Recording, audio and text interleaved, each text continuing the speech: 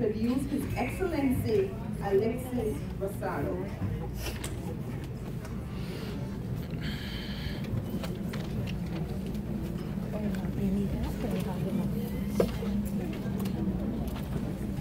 Thanks, Ms. Lozano. Good morning.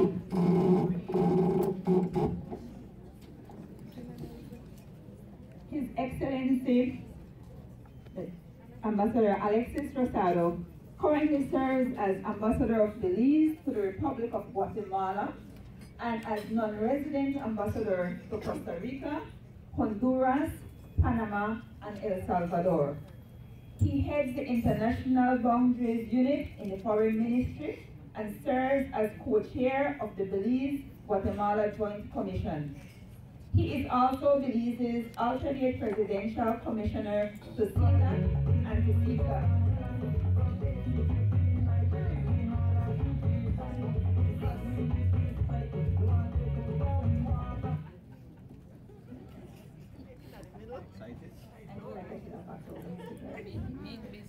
Before that, he held the post of Chief Executive Officer in the Ministry of Foreign Affairs and of Foreign Trade. His Excellency has represented Belize in other posts, including as High Commissioner Trade Organization, and led in several dispute panels and trade negotiations. He was also ambassador to Belgium with concurrent representation to Spain and Germany. Ambassador Rosado has served in various other capacities abroad, including as chairman and lead negotiator of the Trade and Commodities Subcommittee of the African, Caribbean, and Pacific Group of Countries. And he has headed the Commonwealth Foundation. In Belize, he has served as a member of the Belize-Guatemala negotiating team of the National Security Council, as chairman of the Foreign Assistance Committee of the National Emergency Management Organization, NEMO, and as director on the boards of several organizations. He has contributed articles to several publications and conducted research on a range of issues related to Belize's international relations and development. Ambassador Rosado holds a Master's in International and Comparative Legal Studies from the School of Oriental and African Studies from the University of London. He completed graduate level Diplomatic and Foreign Service Studies at Oxford University in the UK and at the Universidad de Costa Rica. He has completed various other advanced specialized training. His first degree is in economics from Rockhurst University of Missouri. Welcome, Ambassador Rosa. Thank you. Thank you.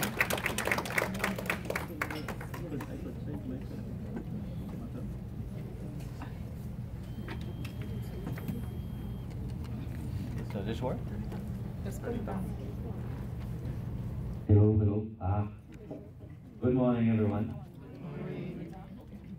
I want to thank all of you for the opportunity, and the organizers especially, for the opportunity to have a chance to explain a bit and to share with you what it is that I know about the referendum that is coming up and about the ICJ, a decision that the region will be asked to take on the 10th of April 2019. It's a big decision, a very big decision. So I congratulate you, all of you, the organizers especially, to allow this opportunity. I heard that you had a presenter earlier this morning presenting the reasons why we should not go to the ICJ. I think that was a good idea coming from the organizers. I hope you listened attentively. My role is not to be here to tell you to vote yes.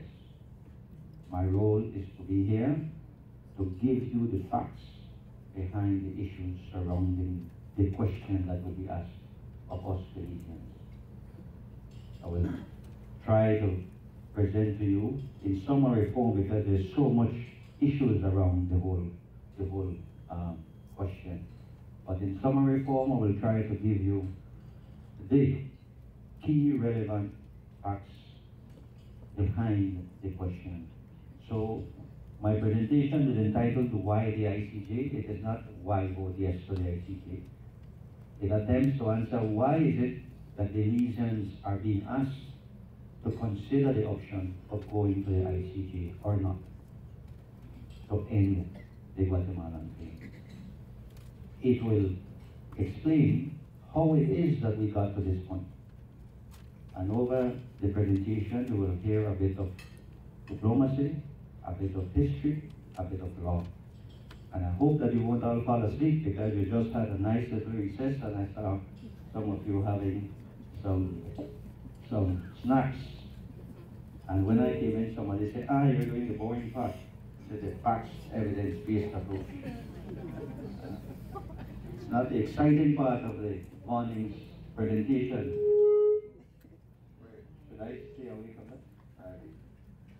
So what I intend to do is to give you a presentation. Everything I say, you will see it behind me. It will all be based on facts. And you can do two things.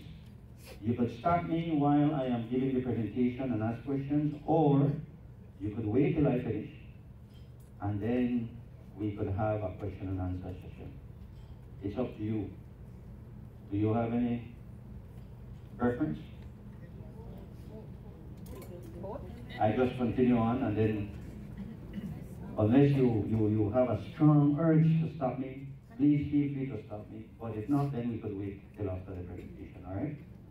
Good. So why the ICJ? Why consider going to the International Court of Justice to finally put an end to Guatemala's claim?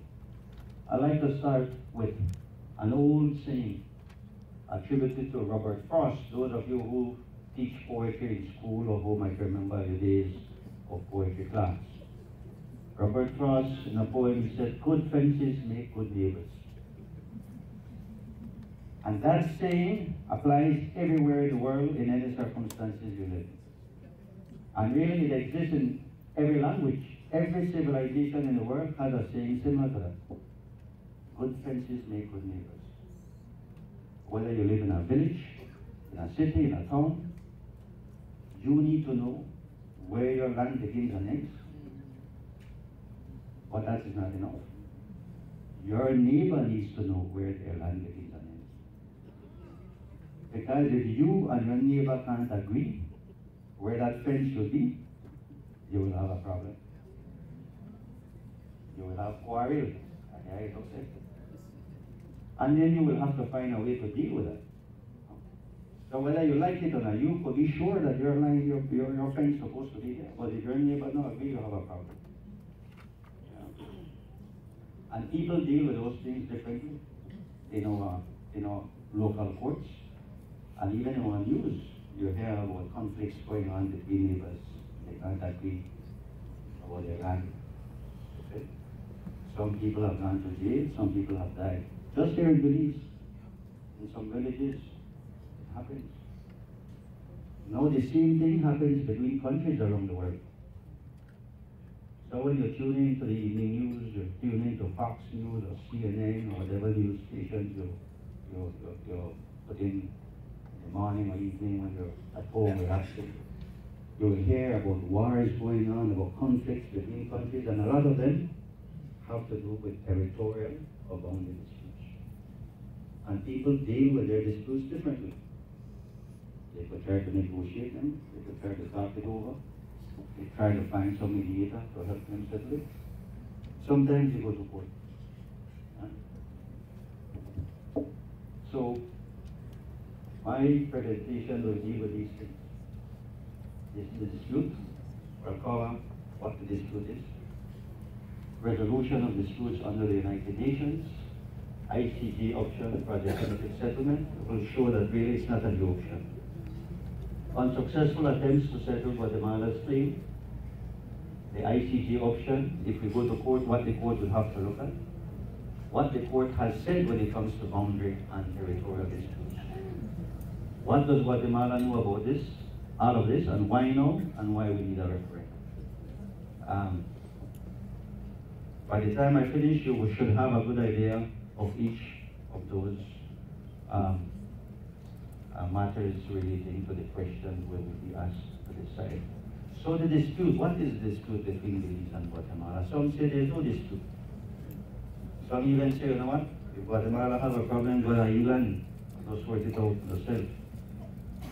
And in any case, we have our constitution. Schedule 1 of the constitution under the definition of Belize says very clearly, the frontier with Guatemala is the line prescribed by the treaty between the United Kingdom and Guatemala signed on 30th April 1859. The Constitution being our supreme law means that we have no question or doubts where our boundary is with Guatemala. It's in the Constitution. Every country in the world has a constitution which is their supreme law, and we are bound by our supreme law. So there is no question, no ifs or doubts about what we know is our boundary. So then what is the problem? So, what is the problem? Well, part of the problem is that Guatemala have a supreme law too. They have their own constitution. And under their laws, this 1859 treaty is no good. According to Guatemala, the 1859 treaty is no longer valid. You see? It is no longer valid because, according to them, in the 1930s when they were demarcating the boundary, surveyors of both countries were out there marking the boundary, and they had finished the southern part from the Cairo district to the to Sarstone River in the south, and they had finished the report. The boundary commissioner for Guatemala got a message from his capital saying, do not sign that report. We will not sign on to it unless the British pay away some money. And the British said, well, why do I have to pay you some money? We're just marking the boundary. We're officially opening what is established boundaries. And the Guatemalan said, but you owe me some money under Article 7. Article 7 of the 1859 Convention. And the British told them, but we don't owe you anything. That convention doesn't say that I owe you anything. And then the Guatemalan said, well, that Article 7 provided that you will build a road for us. And you did not build the road from Guatemala City to the Caribbean coast. And because you did not build that road, then you either owe me, pay me some money, or you give me some land. Right? Give me some land back, they said. And the British said, well, wait a minute. That's not what the 1859 treaty says. The 1859 treaty says that both of us would work together and use our best efforts to build a road. That does not mean that I'm supposed to build it. It means that two of us are going to work towards getting it done. But you did not fulfill your part. So you can't blame me now. So they had this little back and forth over some years. And they couldn't agree. In 1937, the British told them, you know what, let's take this matter to the court. At the time, they had the Permanent Court of International Justice, ICJ. That's before the United Nations was formed. You had the League of Nations, and as part of the League of Nations, you had the Permanent Court of International Justice. But Guatemala said, no, we're not going to court. You owe me money or give me land. That's it. And the British said, no. I don't owe you anything. That's not what the treaty says. Let's go to the court. Where the Guatemalan issues. Instead, the Guatemalan said, you know what? We'll pay off this treaty if you don't give us any money. We'll declare it null and void.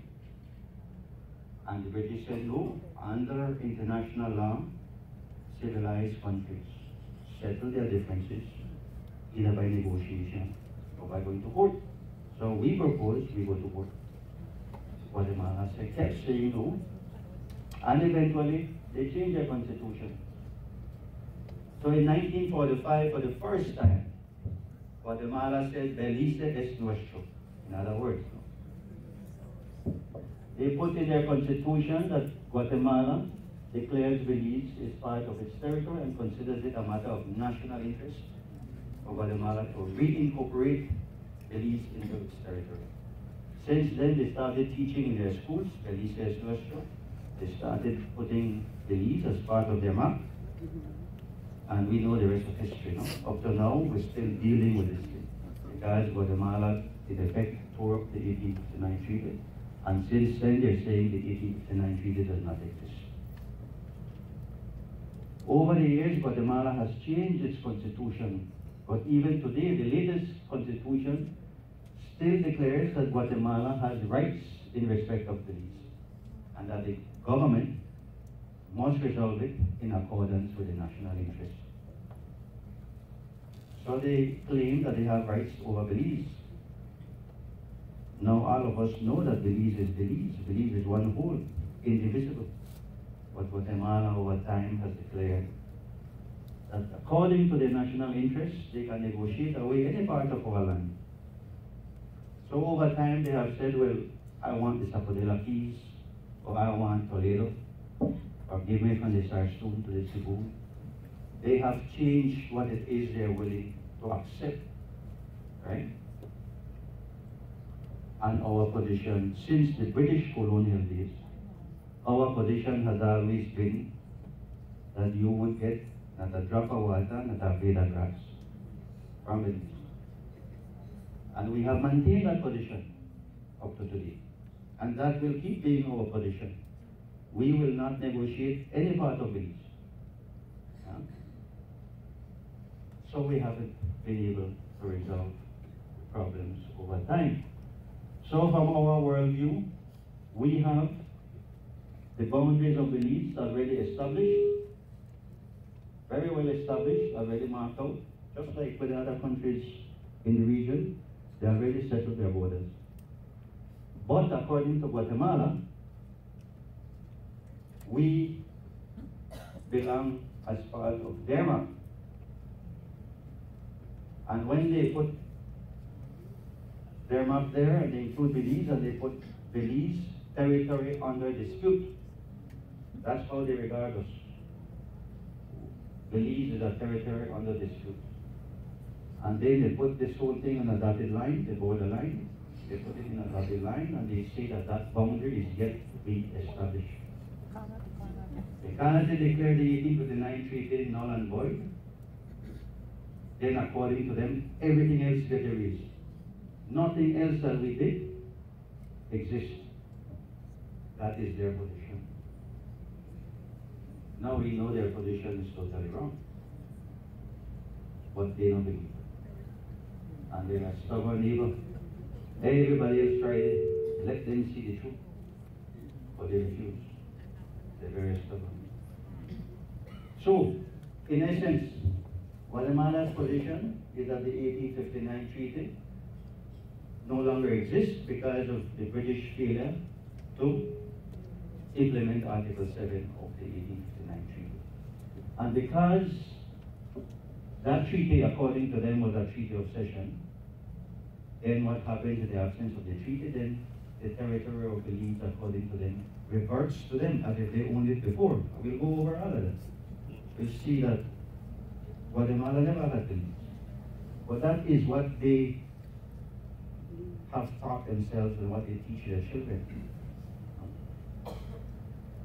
And because the treaty no longer exists, it follows that the boundaries no longer exist either, because that treaty established the boundary.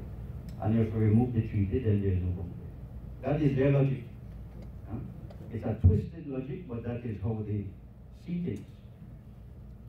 Now our position is very clear. We have been consistent ever since. The boundaries between Belize and Guatemala were established not only by one treaty. We have the 1859 treaty, we keep saying that. But we have another treaty too, which is the 1931 Exchange of Notes, deposited at the League of Nations as a treaty, which has maps, which includes those points where the boundaries were established by the boundary commissioners, done jointly between Belize and Great Britain, where they signed off on those maps too. So we have those. The boundaries were marked 2 times officially, jointly, in 1861 and again in 1929. International law is very clear about boundaries. International law provides that a boundary once established by agreement has a legal life of its own, it's permanent. You cannot change a boundary just because you feel like changing. So once you have agreed on a boundary, that boundary remains. It continues to exist. It's permanent. Guatemala doesn't accept that. And in any case, history shows that we have been here before us, the British, have been here for over 200 years, enjoying peaceful possession of the whole of Belize, not part of Belize, the whole of Belize. And history also shows that Guatemala were never in Belize exercising any administration, jurisdiction, or control. Never. Anybody who tell you differently, tell them to bring a historian. So Guatemala has no rights of occupation, no rights of ever having administered Belize, no rights of ever having exercised their jurisdiction over Belize. That is very clear. So that is the position we have been pushing over the years. And what is the problem? Then the problem is that Guatemala refuses to accept the truth. And over the years when we have tried to resolve it, we have never been able to agree to anything because in essence Guatemala wants land. Guatemala doesn't want any kind of money now from us to tell them, hold on, get this and leave this alone. They want Belizean land. And our position, as you know, we will never give them any land. Never. So the two sides have never been able to meet. And to be fair with our neighbors, we need to be fair with them too. There have been some leaders in Guatemala who have been willing to drop the claim and to recognize our borders as we know them. For example, in the 1990s, we had a president in Guatemala. Some of you might remember President Jorge Elias Serrano. Yeah? It's under his administration that we established diplomatic relations between the two countries. We set up an embassy in Belize and Guatemala. And President Serrano's administration was willing to drop the claim to recognize our borders. In return, we were supposed to pass the Maritime Areas Act, which would allow them an opportunity to get permanent access to the sea. You will remember that we passed the Maritime Areas Act declaring 12 miles of territorial sea, except in the south where we limited ourselves to 3 miles, and the rest we left for a possible negotiated solution with Guatemala. But then that whole thing couldn't continue because what happened? President Serrano had what they call an autogolpe, a coup. So in the middle of his administration, he had to run away from his own country. Imagine the president running away from his own country. And now he lives in exile, living somewhere in Panama, cannot go back to his country. Considered a traitor in his own country. Now I'm not saying that he lost his presidency only because of the Belize case. But there's no doubt that because he wanted to resolve this thing with Belize, he lost a lot of political capital. So when he needed help from his congressmen to support him, then he had already exhausted whatever little political capital he had left. So he was willing to do that, he couldn't. So the Maritime Areas Act, we never settled the whole thing in the sea. We had another opportunity in the 2000s. Some of you might remember the Ramphal-Reichler proposals facilitation process under the OAS. Some of you remember? Well, Mr. Ramphal and Mr. Reichler were asked by both Belize and Guatemala and the OAS to listen to both sides and come up with a set of proposals. Now those set of proposals provided that Guatemala would drop the claim and recognize our borders as we know them. And the foreign minister of the time, Mr. Orellana, Guatemala, was willing to accept those. And part of the process was that we would accept the recommendations, and then both teams would go back home and prepare for a referendum on those proposals in both countries. But no sooner had the foreign minister of Guatemala landed in his country when he had a letter waiting for him to sign. And that letter was in effect his letter of resignation that had been typed up first. Yeah. He either had to resign freely, willingly, or he would be fired. And that was the end of the rampal right up. The government of Guatemala refused to put it to their people to take a vote on it. So we didn't have a vote on it in Belize either, because the requirement was that we had to have a referendum simultaneously. So that was the end of it. So to be fair, like I said, it's not that all the Guatemalans bad and all the Guatemalans don't want to accept Belize's borders. The fact is that some who have tried have never been able to take it all the way to the end. So we have had a lot of start-stop processes that never end. And the ones that have reached a conclusion were never acceptable to the authorities in Guatemala. So we have the problem there. This is what we want Guatemala to accept. That's all we want to do in Guatemala. To live in peace and enjoying neighborly relations with all our neighbors. We have good relations with Mexico. Once in a while we're not too happy with each other, but we have all in all very good relations. Why can't we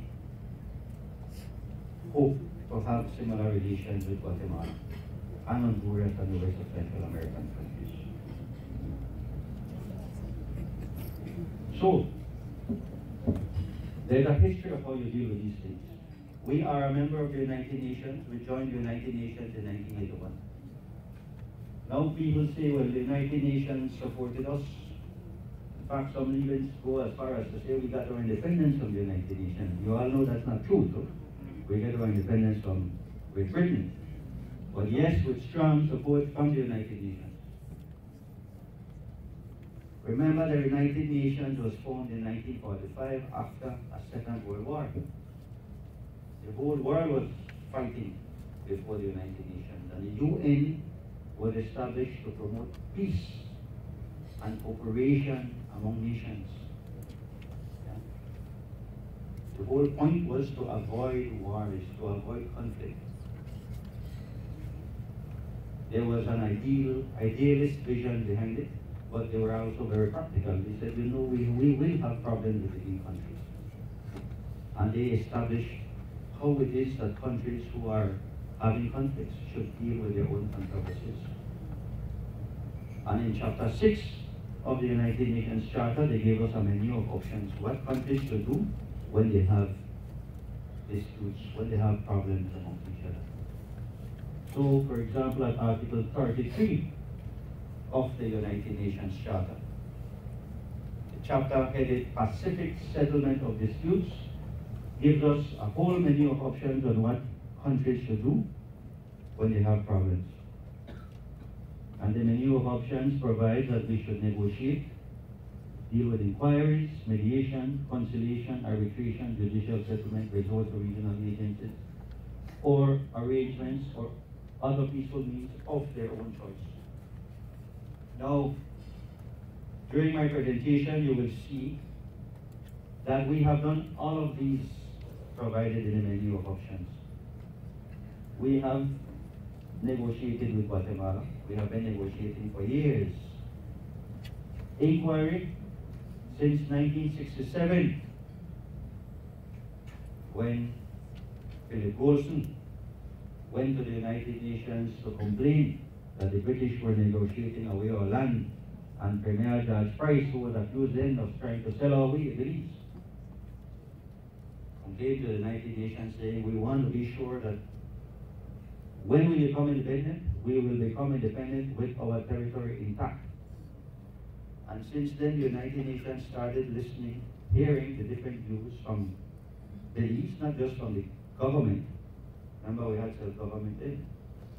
They were also listening to the views of the opposition of the time. So various parties developed in Belize, and they would go to the United Nations and make presentations. The United Nations also would hear Guatemala's point of view.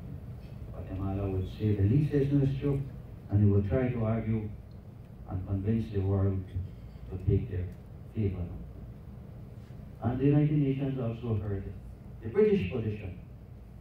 Remember, the whole world was in the movement toward independence at the time. Some of you will know that our independence was delayed because of the Guatemalan thing. We were supposed to get independence from 1964, but instead we only get self-government. The whole point was that we needed to resolve this claim by Guatemala before we get independence. So, inquiry, the United Nations was fully informed about Belize's position through the years until 1981. Mediation, some of you will remember too, the infamous Webster proposals, caused riots in the street of Belize. And the reason it caused riots is because the Belizean people were offended by the thought. Mr. Webster was proposing that Belize become an associate state of Guatemala. Guatemala would control our foreign affairs, our security, our defense. And then we would just be subservient to them, no? What people don't remember though is that Guatemala also rejected the Webster proposal. It's not just we who were offended. And why did Guatemala reject the Webster proposal? Because they were not getting enough. They wanted more. They wanted the whole of Belize. Not just to control our foreign affairs and defense and security. They wanted the whole thing. So they rejected it even before Belize rejected it. They wanted more. Conciliation, I just told you about the Ramphal-Reichler proposals. Conciliation is a similar to facilitation. Arbitration and judicial settlement, these are legal means of resolving disputes, none of which we have tried. The only difference between an arbitration and a judicial settlement, in this case, going to an established court. Arbitration is that both countries will have to appoint the judges. That means we will have to agree who the judges will be. We'll have to agree on the rules of how they will operate. We'll have to pay them, so it would be more costly. And judicial settlement, in this sense, is basically to go to an established court. We have not done any of those. Resort to regional agencies, where we have had the OAS with us, Organization of American States. Since 1999, we have been dealing with the OAS. And the OAS had an office here in Belize since 2002. Office in the agency zone. So we've tried all of these except the legal route, the juridical route.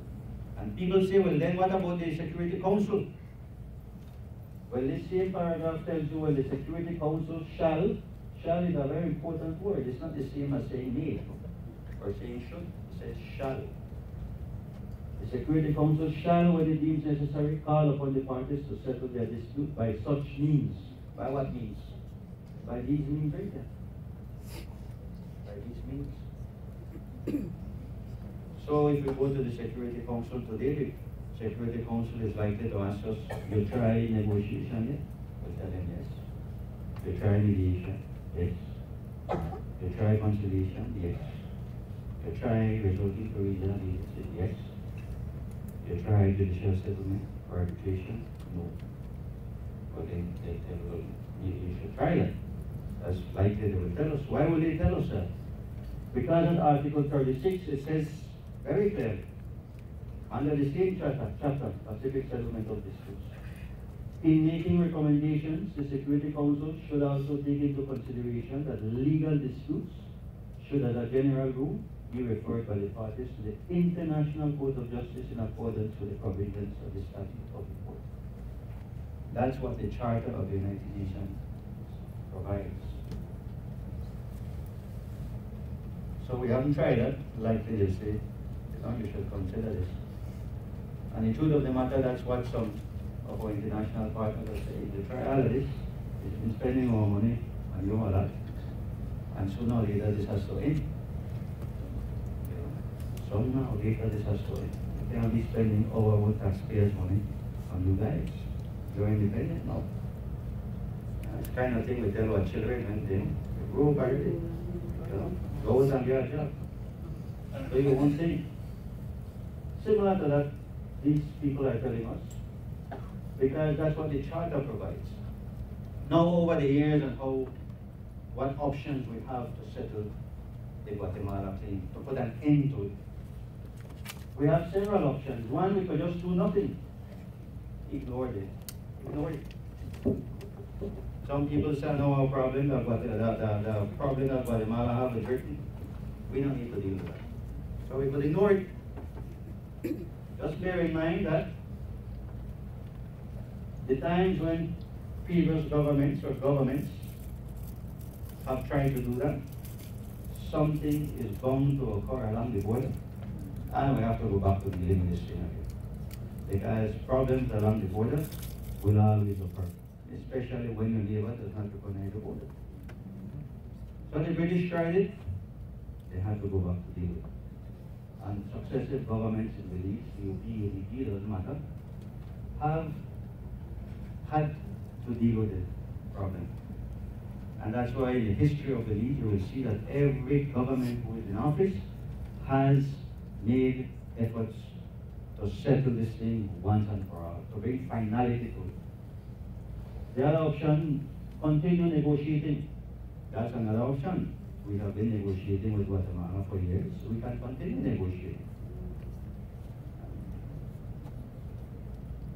We just have to bear in mind what is said about doing the same thing over and over and expecting different results too. So we have to bear those things in mind too. But it's an option that we could consider. Some people say continue trying other ways to get Guatemala to respect our border. Internationalize the claim. Get the international community to support us. The truth of the matter is that the whole international community supports us. Whenever the Commonwealth meets, the Secretary General of the Commonwealth was here just 3 weeks ago, and she reiterated what all the membership of the Commonwealth keeps saying. Every time they meet, they say, we support Belize's sovereignty and territorial integrity. The group of Africa, Caribbean, and Pacific countries, 73 countries from all over the world. Whenever they meet, at the highest levels, foreign ministers, heads of state, heads of government, they say we support Belize's independence, territorial integrity. It keeps happening every 6 months, every year. Whenever they meet, they repeat these things. So it's not that we don't have support, we have support. Or we can try other things. People could be creative. People could be creative. The point though is, whenever you come up with a possible alternative, we have to be real and be serious. What we are trying to achieve is finality, to reach finality to this thing. What will end the claim? Because we could do many other things, but will they lead us to put an end to the claim? That is the critical question we have to ask. The other option is to consider going to court. It has always been an option. Some say, why drop this one? We know. We'll go over that shortly. But that is an option we haven't tried. But it's also an option. So why drop this one? We know. The ICJ for a definitive settlement is not new. I've heard it on the radio on the morning shows. And just drop this one way all of a sudden. Why no? Well, the truth of the matter is it's not new. Since the days of the Permanent Court of International Justice before the Second World War, the option was there. The Second World War ended, United Nations was formed, and as an arm of the United Nations, with ICJ, International Court of Justice, the option has been there. I told you earlier that when the problem started in the 1930s, the British tell them, let's go to court. And we have the original letters where the foreign minister, the foreign secretary, they call them, of the British government wrote to the Guatemalan foreign minister and said, we propose that we take this matter to the International Court of Justice, Permanent Court of International Justice. And they explained why, and I will read it for those of you who can't see it at the back. He says the reason why we should go to the World Court, as they were called, the reasons for this view are as follows. The issues in the present case are essentially of a legal character, involving difficult questions of law and interpretation which could not satisfactorily be decided by any tribunal other than a tribunal of high standing and of all possible legal tribunals. The Hague Court, the same PCIT that I told you about, by reason of its authority, of the authority of its judges, and the length and nature of its experience is, in the opinion of His Majesty's government, by far the most suitable to decide a question of this kind. But I told you before, Guatemala said, no, no way, we're not going to court, not on the basis of law. Guatemala wanted to suggest, well, let's go on the basis of equity and justice and fairness. But forget the law, we're not going on the basis of law because, well, I'll tell you why. They didn't say it publicly, but they got a legal opinion done to them. And their own lawyers tell them, if you will have court, you're going to lose. Thing is, they rejected it. But the option was there. It wasn't a new, so it's not a new idea.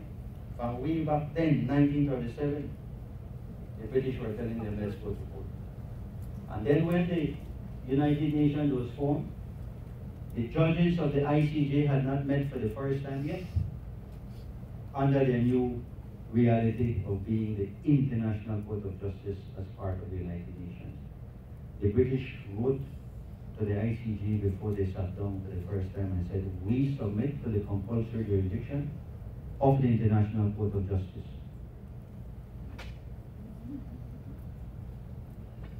For anything to do with British underworlds. Any question arising out of any conclusion which the court may reach with regard to the treaty. So the British formally submitted to the court. So it's not the first time in our history of Belize that we're contemplating going to the ICJ. That was our official position as a country from way back then, when the United Nations was first established. And the Legislative Council, back then we had a Legislative Council in Belize. This was a very, very nascent democracy that was being developed at the time. The Legislative Council of Belize took a decision and passed a motion saying, we call on the government of Great Britain, His Majesty's government, to take this matter to the ICJ, for the ICJ to settle the dispute. That was our own legislative council at the time, made up of Belizeans, local Belizeans. Their families are still here in Belize, as they have been here forever since. But it is Guatemala that refused to go to court. So that refusal to go to court, I told you earlier that Guatemala wanted to go on the basis of executive honor. The refusal to go to court is what led us to consider other alternatives outside of the juridical solution. So for 20 years, 1937 to 1946, the option of going to court was there on the table. Guatemala refused. And their refusal is what led to a whole successive other attempts to settle Guatemala's claim. From 1962 to 2018 today. 56 years of negotiating, trying to ignore the problem, trying to find other ways to settle the problem. And well, clearly none of them worked. None of them worked. To go over the history of all of those failed attempts, starting in 1961 with informal talks, then it became more serious, more formal. At 1%. what we used to call I'm at secret 1%. meetings in Puerto Rico and so forth. But really, the United power. States got involved. We had the I have West it in here, but I proposal. never We had several have the treaty plug. packages that were being I don't have a promoted. plug. Share links to different people. Over the years, you will remember I have a battery, but that we had military no trips. plug. I don't think any of you were around in 1948, but that was the first time Guatemala threatened to invade Belize militarily. And that is when the British And I only sent have a the Ark Royal USB. big battleship and sent some troops. And really since What then, is if since I have a plug with 1948, the the USB? British never really left us. If I Remember, have a we plug with the got USB, independence and I could and we just still push had a this defense in. guarantee by the British. A plug The with the British were USB here and until I just plug this 1994 in. with a defense guarantee. Can I connect my computer? A plug with the Where? But especially in Belize And it didn't work? district, Fire district, Do I connect the computer? Toledo district. Oh yes, yeah, try your one. Yeah, have it And plug we it. still And I use could some charge of the from old that. machinery that they had. They had Harriers here. Remember the Harriers? Well, they left one shell of a Harrier in front of Philip Wilson International Airport. If you go there, you'll see, we're sorry, but remember the days when the Harriers were released. But it's just a shell. The truth is that the defense guarantee that they had for Belize, done. They told us we're spending too much money, we can't handle this no more. And you are independent, you take over your own security. So we are responsible today for our own security. That's how you have the BDF. BDF, powerful and strong. We need to grow them, we need to strengthen Could charge it, them. We need to strengthen them. So we should not take them too lightly, because really the job that they do is a heroic task that they have, and every day they have to patrol our borders, and it's a hell of a job they have. And there are not enough of them to do the job they have, just like you teachers. You have to power You it teachers on. will know, just like public officers generally. We don't have enough resources to do everything we want to do. To do everything we know is right, in your case by the kids, by the children that you teach, that are in your care. But the DDA feel the same way. They want so many other things, but there are only limited resources that the government has to save out to balance around the place. So let's give enough respect to our BDF. We could say the same thing about foreign affairs. We wish we had embassies all over the world, but we can't afford it. So we have to be real as well. But the point and the fact is that we are responsible to our own nation's security. Yeah? So over the years, they had so many other things. I could talk about the whole internationalization campaign that started in 1972. Yeah. Before that, it's important to note that before we started our internationalization campaign, most of the world supported Guatemala's position, you know. This thing about taking the support of the international community for granted, we have to be careful not to take these things for granted. Before we started our internationalization campaign, most of the world were convinced of Guatemala's position. Guatemala used to go around the world and say Belize wants to get independent from bad old England. They want to be a part of Guatemala. So our whole international campaign was based on this feeling of Belizeanhood. We wanted to be independent and free as Belizeans. We wanted to be free from the British, but we also wanted to be free from the Guatemalans, as we have our own identity as Belizeans.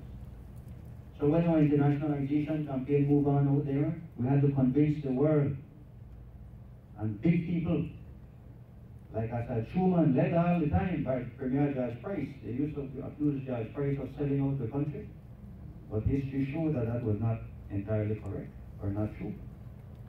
At the end of the day, he delivered an independence Belize with full territorial integrity. So I could have said anything they wanted about him before. We got an independent Belize with our full territorial integrity. So we had to convince the world about the righteousness of our cause. We had to convince the world that we have good title to this territory. That Guatemala has no right over us. And kudos to those who came before us, who were able to convince the world. Whole 100 at the time, it was 143 countries who were members of the United Nations.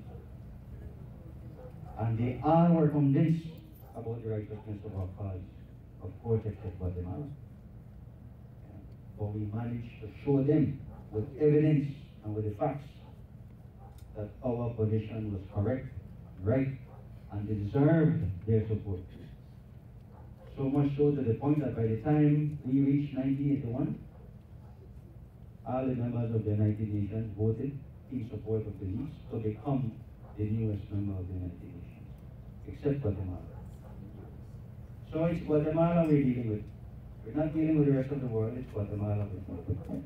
I could go over all the other attempts at finding peaceful solutions. Now we're talking about peaceful solutions, right? We're not talking about anything else but peaceful solutions. I could go over all of these things, terms of agreement, and points of concurrence and so forth, but I don't think it's necessary because we already have an idea of everything that happened. We had military threats many times. In 1999, some of our own BDF were kidnapped by Guatemalan army, taken to Guatemala and put in jail, 3 BDF and 1 policeman. And we had to find all kind of ways to get them out. We managed to get them out. But Guatemala then, once the British left in 1994 with their defense guarantee, the Guatemalans started trying to do things. I don't know if formally or informally. Fact is that we had many illegal settlements surfacing along our border, but in the Belize side of the border. You had the big one, Santa Rosa at the time, where they were flying the Guatemalan flag, and they had a school, and they were teaching the Guatemalan curriculum in that school, in the Belizean land, imagine. And then we ran and police ran and gave them an order to leave. They refused to leave. They said, this is Belize. They are Guatemala, this is no border. The Guatemala developed a position saying there is no border, and we could cross anytime because no border exists. And that's how we end up with the confidence building measures and the adjacency line and adjacency zone and so forth in order for us to keep the peace. Otherwise, we would have had serious confrontations, and there were confrontations. Frankly, they could have been far worse. Thank goodness, again, for the negotiators at the time and the government of the time, who made cool heads prevail because a lot of the Belizeans were beating up on government at the time, Said Musa. UT government, people were beating up on them, which was sad. All they wanted to do is compromise with Guatemala. Yeah? Send the DDF, they used to say. But the Guatemalans were very clear, just send the DDF, and they touch our civilians, you'll have to deal with our army too. So we have to adopt a very balancing act. And eventually all the illegal settlements were removed and taken back to Guatemala with the help of the Organization of American States. Navigation. And then you have the other part, exclusive economic zone. We don't have exclusive economic. We are entitled to the living and this in the area. But then don't have to ask us to pass an exclusive economic zone. And those things, because they have not been delimited with our needs, like for example, with Honduras, our maritime status, this is Honduras here, we have to delimit it. Stopping and this is problem in a way, because the maritime area countries because no experience where we maritime. So us is to solve that part. Look at the maritime spaces as you agree with the neighbors where exactly that ends. And you want to be where your boundaries. So we have not see what seaward is either. The treaties have not settled this. Under this special agreement, the court would be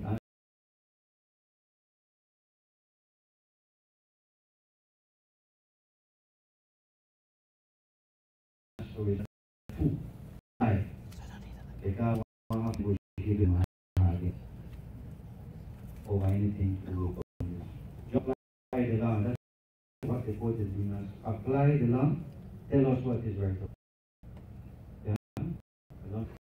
So in after the special argument for Guatemala's claim must be based first on legal arguments. They must now make all to land. What they want to bring up because they won't get another chance.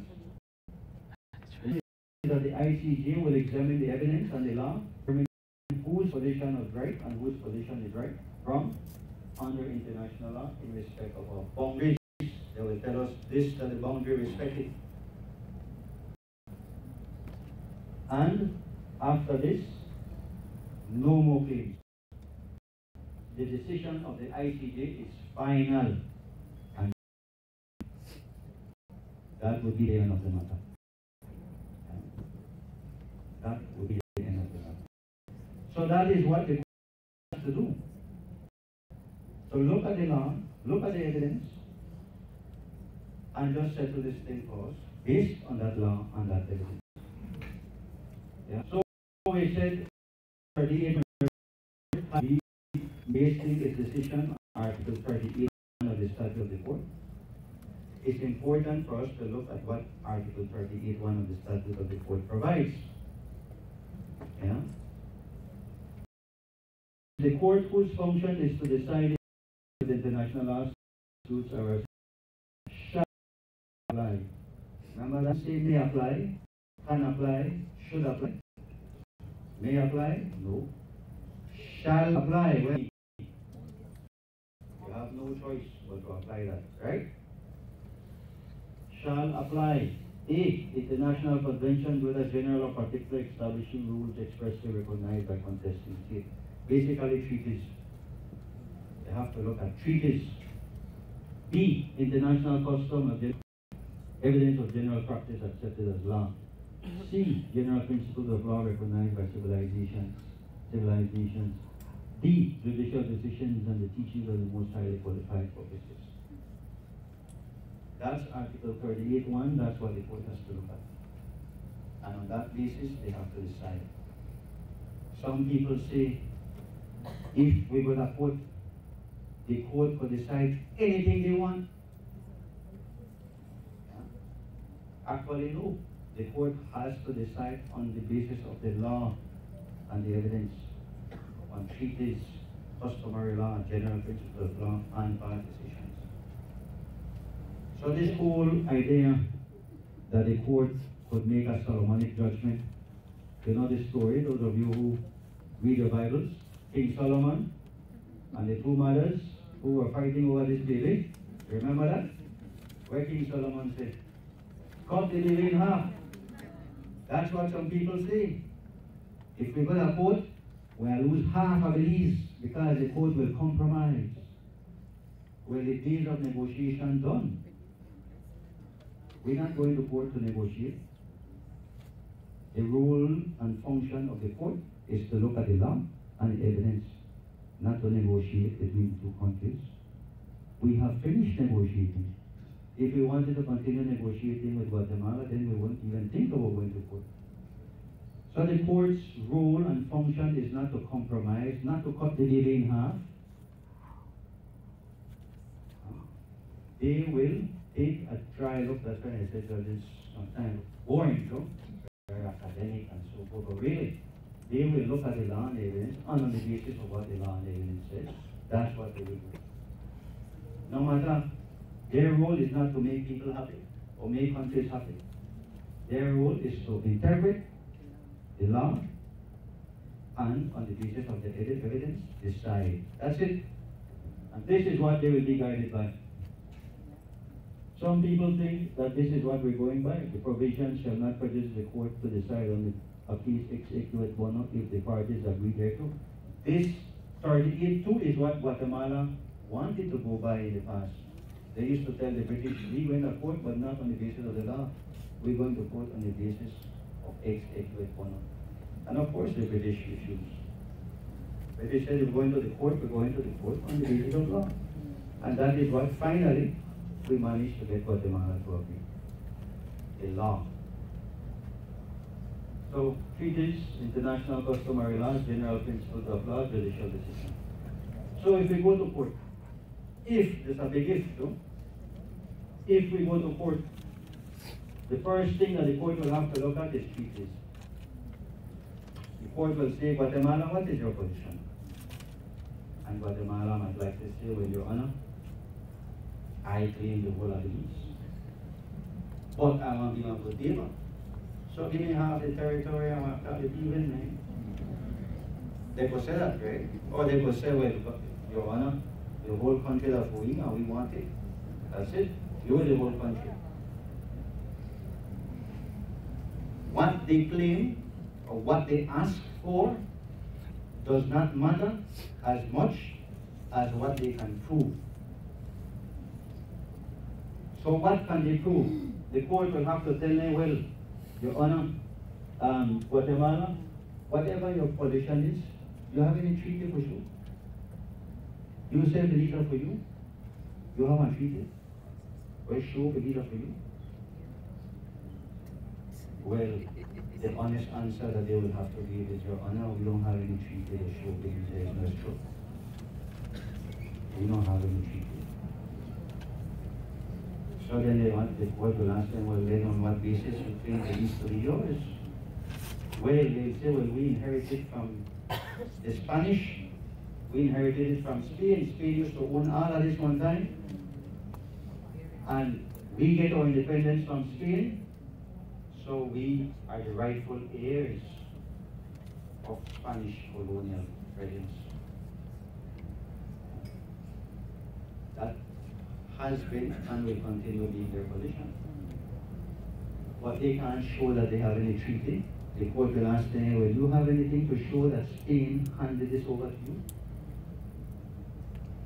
And their honest answer will also have to be, well, Your Honor, we don't have anything to show that they handed it over to us, but we know that Spain was there first, so we know that we inherited it. But you have any document to show? Well, Your Honor, we don't have no document to show for that, but we have history that shows that Spain was here. So that is the basis of their argument. And then when they say, well, the Spanish were here before, they will have to be based on historic title or occupation, right? That's international customary law. You know the ruling of the court with the indigenous rights, the Mayas, land rights, they were here a long time, 2,000 of years. So they developed over time customary land rights. Well, the British were here long before Guatemala became independent. Long before.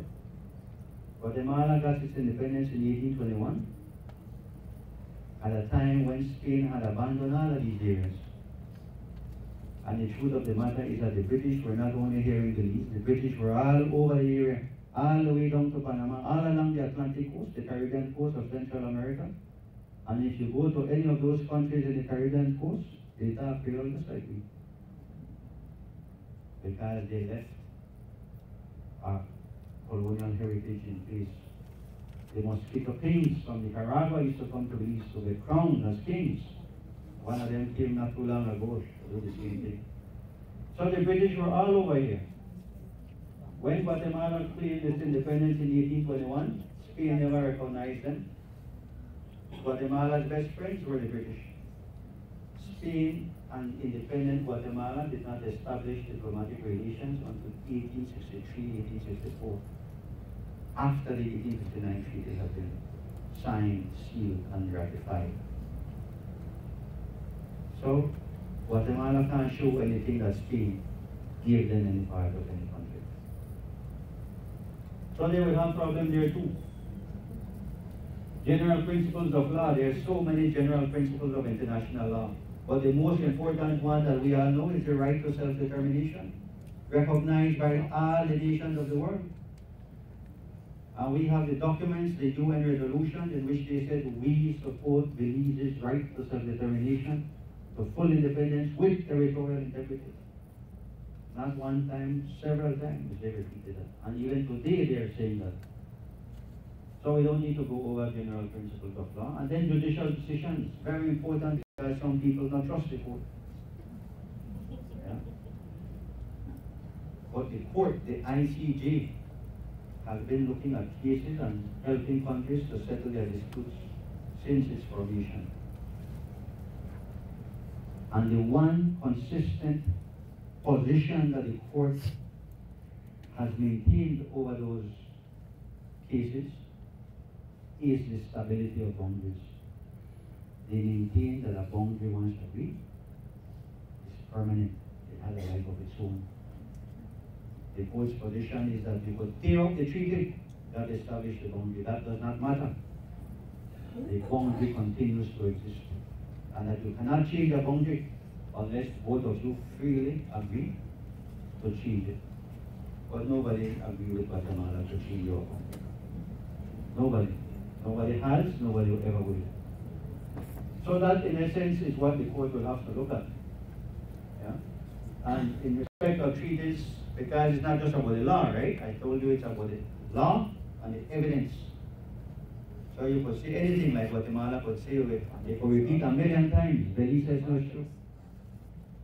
It doesn't matter how much time you repeat it. What matters is what the law says and what evidence you have. So I think the time is running out, too. But I will have to just finish showing you the evidence because this is a photograph of the 1859 treaty. The original. This is the original. It was written in Spanish and English. It was sealed by and signed by both parties.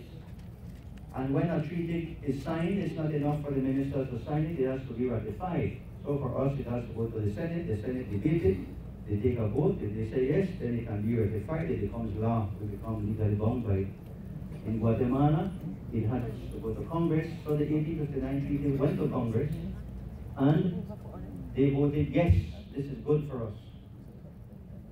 So it became law. We have the original ratification documents, we have all of these originals.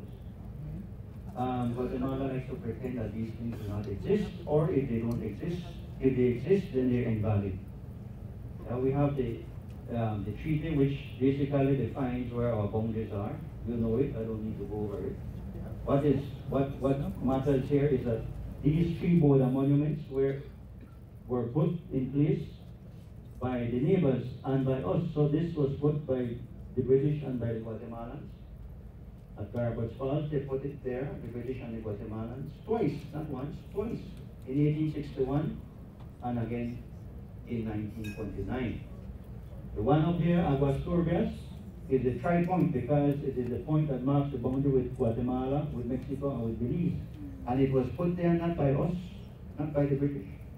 It was put there by the Guatemalans and by the Mexicans on the basis of their own treaty, which refers to our boundary line due north from Garbage Falls. So Guatemala could say, well, they don't exist, but the fact is that they put it there. They put it there. And we have the originals.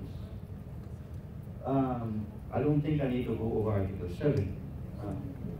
But these also, we have the original maps which the boundary commissioners went out there and drew the boundary map. And if we zoom in, it says, we certify that the boundary lines shown in this map are correct. Henry Way, Captain, Royal Engineer, and Major, Boundary Commissioner, Belize, 13 May 1861. And for Guatemala, Manuel Cano Madrazo, Teniente Coronel y Comisionado por el Excelentísimo Gobierno de Guatemala, 1860. Yeah? So it says the boundary line is shown by a red line and dotted where not surveyed. And the asterisk denotes the pyramid of stone was erected at a boundary mark. So they put some pyramids of stone at the time, but they did not, this is 1861, they did not survey the entire line. Yeah? So they put the monument as Gracias a Dios, and then they put some boundary markers along the way. You see the little black dots? Right? And a solid line means that they surveyed it, but they did not survey the entire thing. If you zoom into the south, you have Gracias a Dios here. Yeah, Gracias a Dios. Let's zoom in. See there? This is the one by the Sarsoon. You see the Sarsoon River? You see here you have a dotted line, it was not surveyed, right? They put the Radisson branch, you have this Radisson River, and wait a minute, you have a solid line here. That means it's surveyed, right? And look at what you have on top of the red line. It's a Lee Island. That means the boundary commissioners agreed that the Sarstoon Island belongs to us. And they sign off on it saying, we certify that this is true and correct. So we have the evidence. We have all of these in their original form. And then we have the 1931 exchange of notes. We have several of those. But the most important one really is the boundary marker which they themselves put in 1929 is still there. This is the one at Garwood Falls, Macau River. Yeah. The one in the Sarstoon is this, by the Radisson. And here it's me. This is not taken in 1929, I must say. The figure, the boundary marker was put in 1929. The photo was not taken in 1929. But I show you because I am here with our Guatemalan and OAS counterparts. So the Guatemalan officials know that they are there. But under their law, they just can't call it boundary marker. Right? Because under their laws, it's illegal to even refer to a boundary existing. But they know it's there because they put it there. So we have all of these, and then it's, at the top they say Guatemala, and at the bottom it says, and the other side it says British Honduras. That's what the boundary commissioner did. So their problem will be, should we go to court? When the judges, because the judges normally like to visit the area, when they come and they see this on boundary amendment and say, but it don't exist, Your Honor, it don't exist. But it's there, right? It's there. So we have all of those, and I won't get into the law, what the court says, because it's too much, and I prefer to end this thing. Question is why now people say, why rush it? We have problems happening along the Sarstoon, you know it happens every day. But it doesn't happen only when you hear of Brother Will and the territorial volunteers go there. It happens every day, not only when you hear it on the news. You've had some occasions when you've had some confrontations between our BDF and the Guatemalan forces, and we're trying very hard to keep the peace, making sure that nobody pull a trigger. But anything will happen when you have tensions. And the important thing is that whatever problem we resolve, we do it peacefully. But the problem is not only along the Sarstoon, the problem is along the western border too, where they come in by the hundreds to look for gold. And in the process they destroy our forests, they take our wildlife, they take them alive or dead. So they either hunt them to eat or hunt them to go sell in the illegal trade. Then you have the chateros, you have these, one time we had a lot of chateau in the country, we don't have anymore because they wipe them off. But they come, and then when they come, they say, well, I don't know where the border is. Because it's not fully marked. Right? And then in the process, they're taking the hardwood, they're destroying our forest is disappearing. Look at that. 1975 compared to 2007. You see the boundary line? Boundary line is here at Sarstoon, the boundary line. Petén, Guatemala, Isabel, Belize. Petén and Isabel was lush green forest one time, not too long ago. Today, the forest has disappeared. If you go there, you see pasture, miles and miles of pasture land. And look, the deforestation is creeping towards us. It's already affecting us. They're already coming into Belize. And that's the kind of thing you hear in the news all the time, when they catch some illegal loggers and the rest of it. So we have problems, lots of problems that happen every day. In 1981, our population was 150,000, Petén was 131,000. We had a bigger population than Petén. Today we have not reached 400,000, so we have 385. Petén is double that, more than double.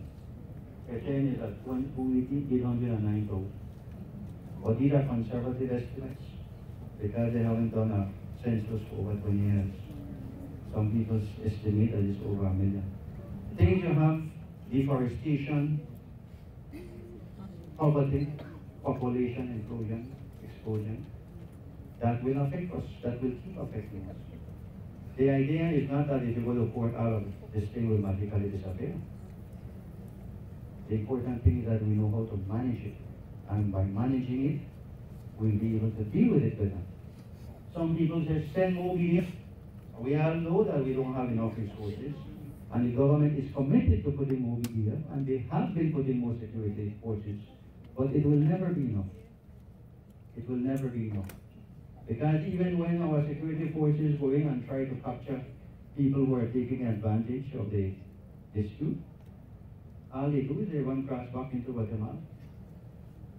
But because we don't have cooperation between the countries, then their law enforcement over that side are not waiting for the criminals. It's organized crime that is taking advantage of this thing. It's a multi-million-dollar business, illegal logging, illegal shutting, gold, all of these things. That's big money. Yeah, and the poor people get affected in the process. So the media won't deal with that. Remember we had the British soldiers here? British were the world's greatest force before the Second World War, when they were dealing with this. But they couldn't force Guatemala to respect them. Here is part of our history, the Battle of 1981, so the Western Sahara people, even if they wanted to come back to take over their land. And every year, the United Nations make political declarations supporting Western Sahara. So you know me, I think because our customers are not buying. And then Western Sahara said, but we have our advisory opinion. That's not buying. So you give them a nice moral boost that they could go around the world saying, look, we are right in our position, we have a right to do. But they agree with you that we have a right to do with their territory. Is not obliged to abide by it. So no, Western Sahara would take more support for a binding decision. Well, more of us say, well, go ahead with you, and we're not good. I'm not going for a binding decision. I already support with you. So we have to worry about it. So the idea of going to the court for an advisory opinion, the idea is to have no other recourse. Right? But in this case, Guatemala already accepted we are willing to go to the ICJ on the basis of the international law.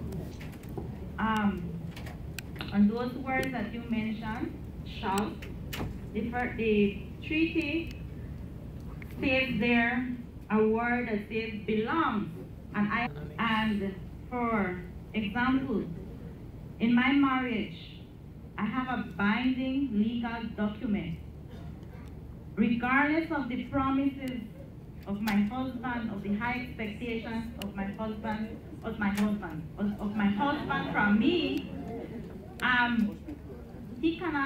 I cannot break that contract and decide, oh, you did not do your part. I did not get a son.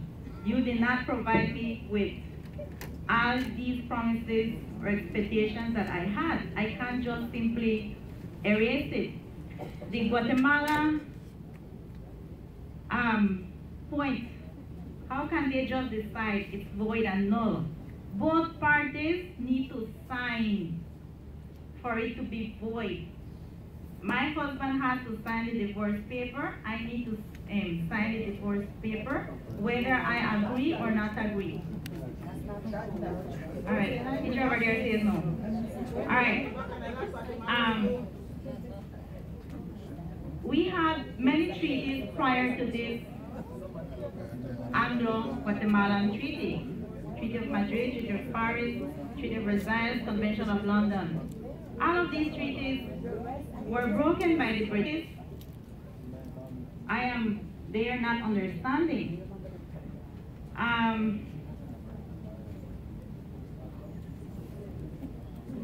The first draft that the Guatemalan presented the British with, saying it was a treaty of concession, the British did not even entertain that.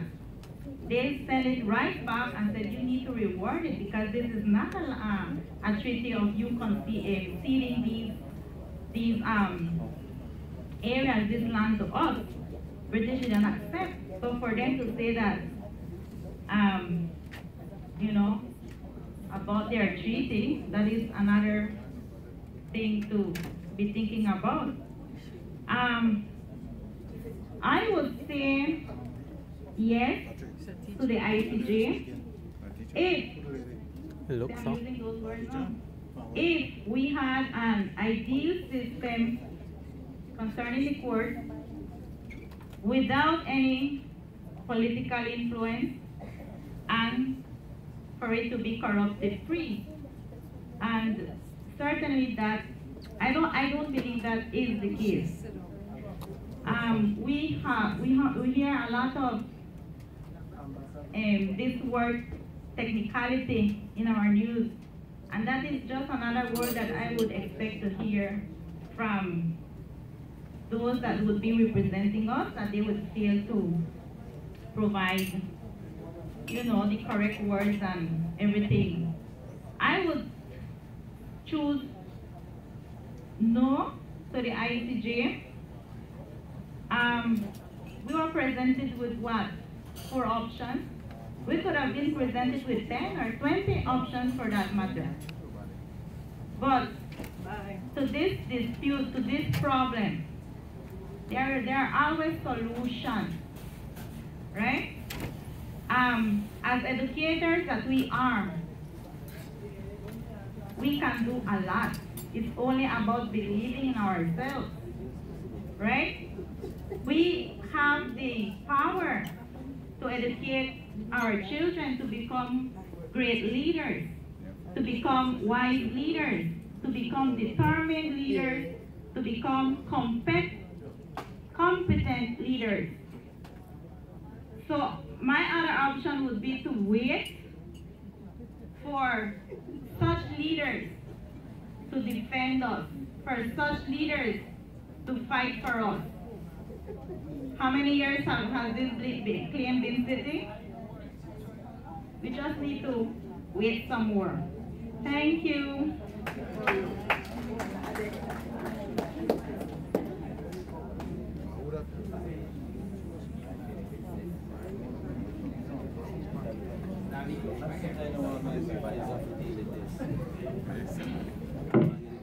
Hello.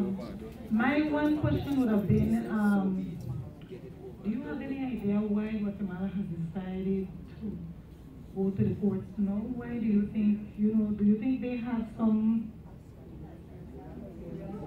hidden agenda? Why they have decided now to go to the ICJ? I mean, all the while they've been saying, no, they don't want to go, no, they don't want to go, because I believe they felt that they would not have the upper hand, right? But now, being that they're more powerful and whatever, why is it now that they have decided to agree? That's why I'm so curious. I don't know.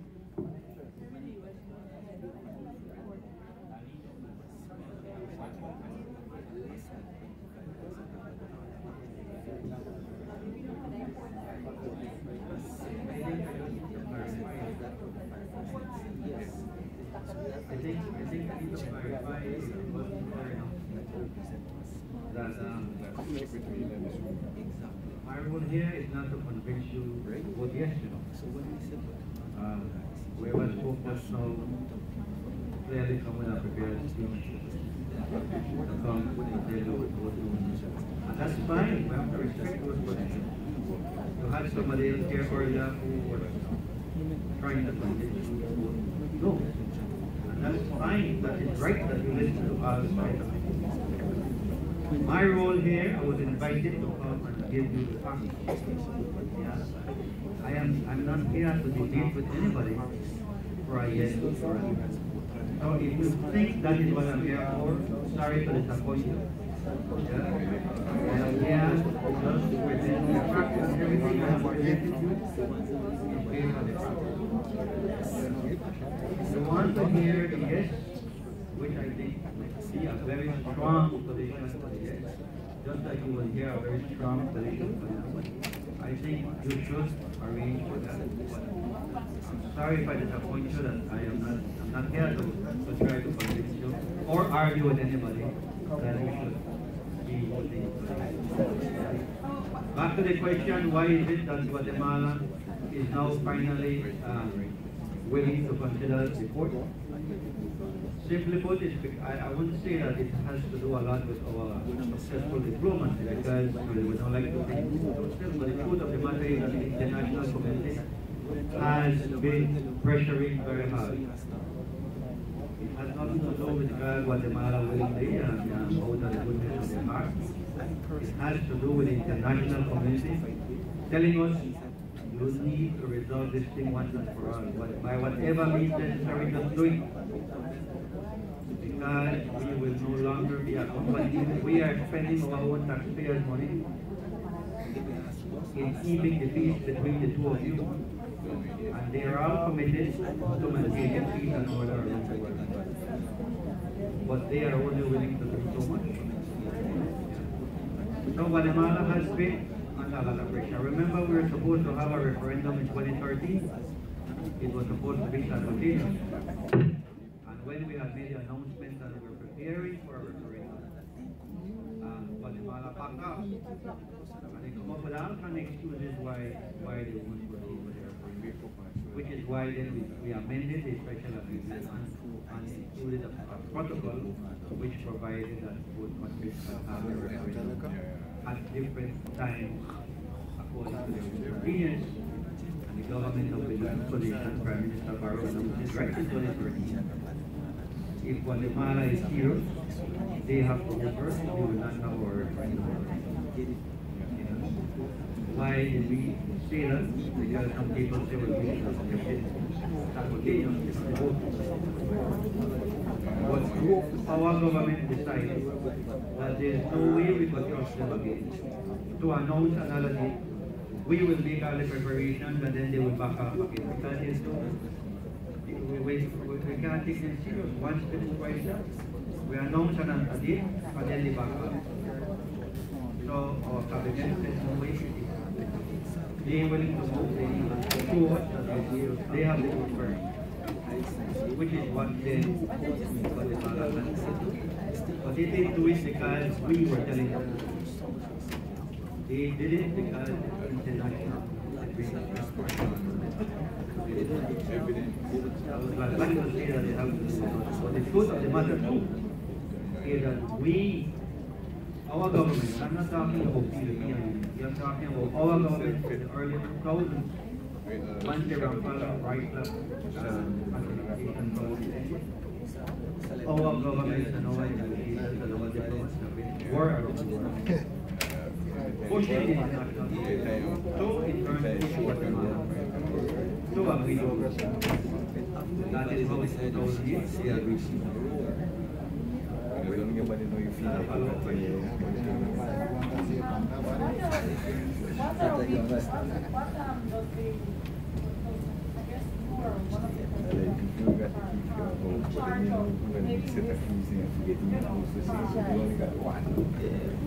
informing the public, right? I mean, you're starting with us, but then how do we plan to get this to the grassroots people, you know, to educate people in such a way that they're informed and they're able to make a decision? What is the plan? I don't know if you can speak to that. Because we, you know, I mean, we're clearer now, you know, and we understand some of the intricacies and things like that, right? But do we, how do we plan to get this to the, you know, the man on the street? How do we do that?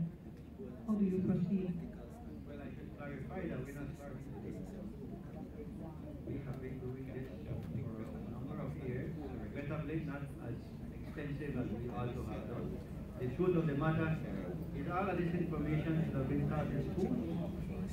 All of this should have been taught in our history classes. I remember growing up, and remember growing up in high school, I wasn't allowed to take Belizean because I was taking too many subjects already. So even though I was interested in Belizean history, I still went out of it. And I think many Belizeans still go through that.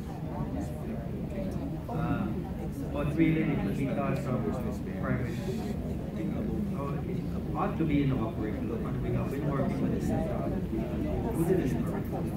And they have started in for what we are doing, we have already started going all over the country in villages. So for example, I am spending a lot of time in everybody. And by the time November done, I will have completed all the villages. Other people are doing like work. Other people are higher district starting now. But going to the people directly, we don't have much time. This is something that we learn a long time that's very much. We're having town hall sessions, we're having panels, wherever we invite in, people are sharing other people role to fight it out and debate to most important thing is for you to understand how you are. See the black review and I limited. This is about the national security of Belize, and the future of Belize is in our hands. Will be in our hands when we do it. So yeah, we're going around the country. You will see more ads. We have ads. We have documentary. We have a website. We have social media pages. So Facebook, Instagram, we have all of those. And all information I gave you, you can see the original documents, the original source material. They're on our website. What everybody has said, videos and everything, is all right here to go. We will allow you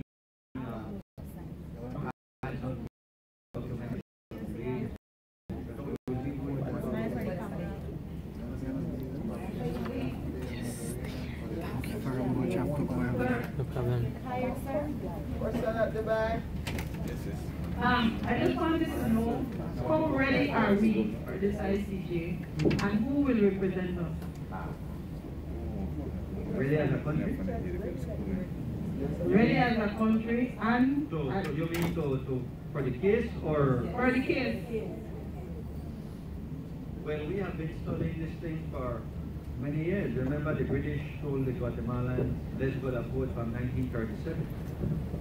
And since then, the British have had their papers and all of this documentation because going to court involves law and evidence. And the British left a lot of problems all over the world. But one thing they're known for is that they left good records all over the world. They were good records because I showed you some of the evidence. They had all the lawyers who had studied this. We have all of that material. We have the legal opinions, several of them published. So this has been studied many times before. It has even been rehearsed when we were doing the wrongful right facilitation process. Guatemala and Belize had to put up their arguments in front of the facilitators. So we had to put in our arguments based on the law and the evidence. Guatemala so the rehearsed, it was like a rehearsal. Whatever we do in court, they have to put through everything they have at us. And we have gone back and everything back.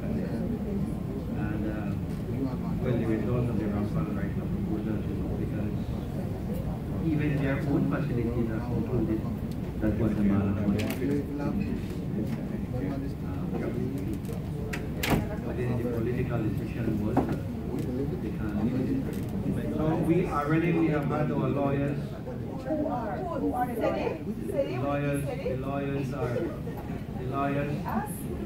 lawyers are international lawyers. No Belizean lawyer because we don't have international lawyers in Belize. So with all due respect to our local attorneys, as good as they are, they're not international lawyers. And these things deal with international, domestic law and international law. I've heard people say, we go to CCJ all the time. Why are we going to CCJ about this Guatemala thing? It's not CCJ we're going, ICJ. Two different things, different laws apply. Yeah? The Caribbean Court of Justice deals with domestic law or regional law and the Caribbean. The national law, we saw what they deal with. Which law firm and how much, what's the estimate of this? The law firm is called Fresh Field. There is a law firm, right? Yes. I'm telling you, it's Fresh Fields, Brookhouse, Deringa is the law firm that we have been using since 2007. Because before that it was Sir Eddie Lauterpack and a team of lawyers. And with him we got to get Fresh Fields, Brookhouse, Deringa, one of the oldest law firms in the world. They have offices all over the place. What's the estimated spending amount that will go towards this ICJ? The estimate we have is about $20 million. And we're basing it more or less on what Guyana did. Remember, Guyana is also going to court with Venezuela. Venezuela have a problem similar to us. Their neighbor, Guyana has a problem similar to us. Their neighbor, Venezuela, has been claiming over half of Guyana. And Guyana does not have to go through a referendum the way we have to. So the Guyanese just got the United Nations Secretary General to recommend that they vote for this. And their estimate, because they are ahead of us, so they were way behind on time, but now they are ahead of us because they don't need a referendum. So their estimate of their cost is about $20 million, and we estimate more than $50 million for us. In the public sphere, it appears that our government has made considerable strides and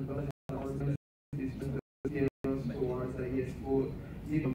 Question number one, is the government or the ICJ team trying to steer the Belizeans towards a yes vote? And two, do you think that your team can do much more to another side of the information, such as the reasons why we should not go as is organized here today? Because as far as I'm concerned, for the most part, you all just present the safe line. I won't say the yes because I listened to your presentation.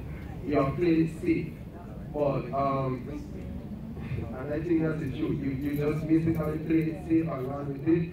But do you think that perhaps that every time you guys make a presentation that you should have somebody who is a perfect no to go along with it? Because I think the no part is equally as important as the safe or yes. A very good point. You actually repeated what I said earlier. I congratulated you for getting somebody before me to explain to you why you should consider voting no. Regrettably, and I think the organizers should be sorry for that, but regrettably they did not get somebody to tell you to vote yes. So it's not balanced. I don't think that the facts represented could be questioned by anybody as facts. Now you might want alternative facts.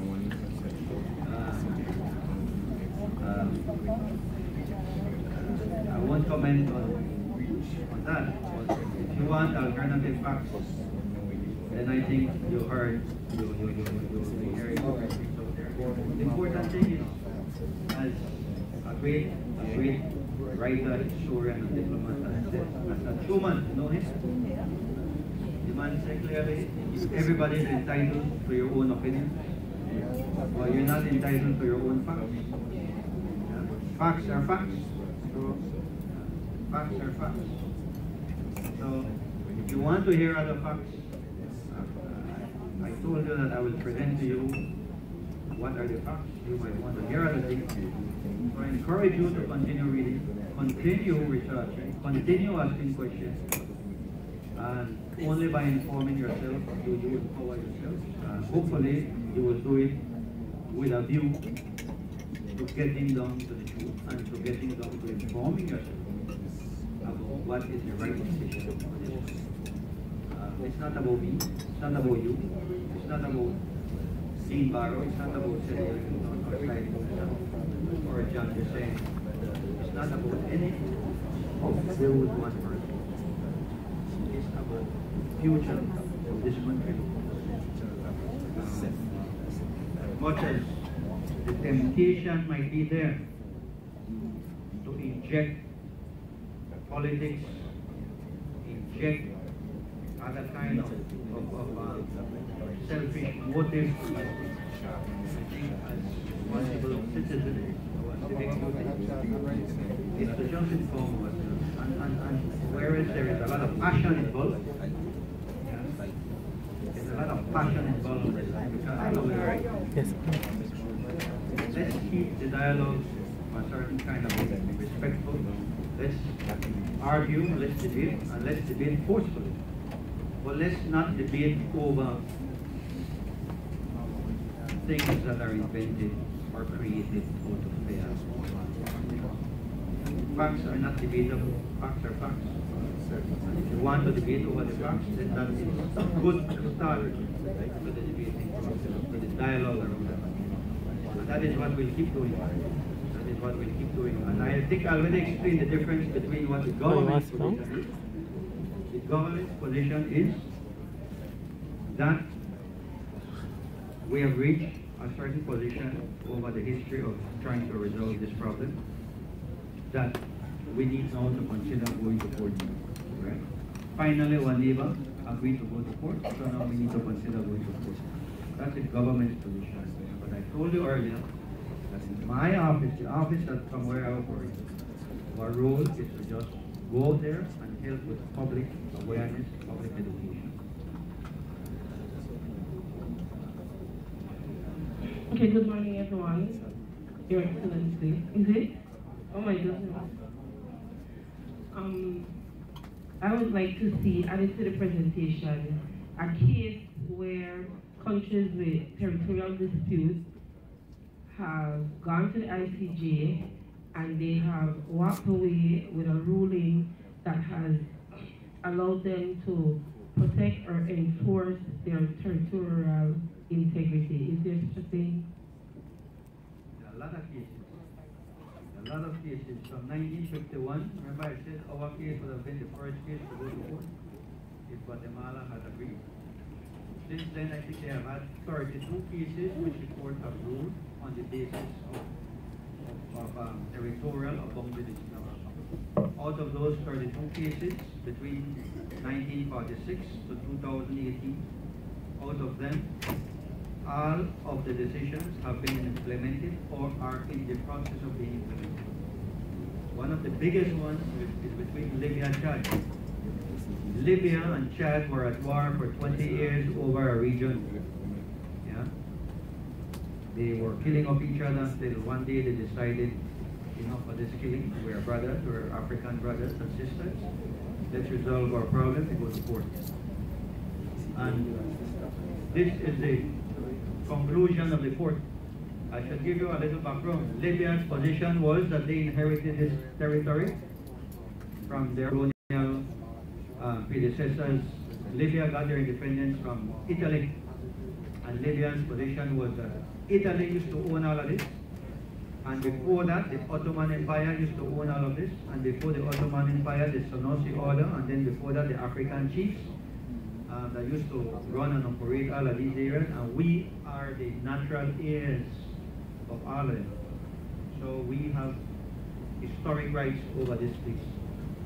And Libya, Chad's position was, yeah, you have a lot of interesting history that matters, because we have a boundary that has been already established by agreement. So Libya's position was, well, we have a strong history, we have a lot of history. And the court's decision, very simple, and I will read it.